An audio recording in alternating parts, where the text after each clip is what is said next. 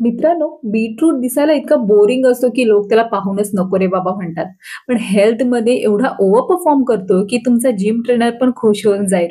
आज बनवूया reddish pink चिला, जो दिसायला खूप क्यूट आणि हेल्थमध्ये वन मॅन आर्मी आहे. हा लोडेड चिला बनवण्यासाठी बाउलमध्ये घ्या कांदा, टोमॅटो, किसलेला बीटरूट, बेसन, त्यानंतर घाला हळद, लाल तिखट. तिखट ऑब्व्हियसली तुमच्या आवडीनुसार कमी जास्त करू शकतात. त्यानंतर घाला चवीपुरतं मीठ आणि यात घाला थोडं-थोडं पाणी आणि हे एक मीडियम पेस्ट ह्याची बनवून घ्या. ह्याचा रंग इतका भारी येतो, की विचार करायची टेस्ट कशी असेल.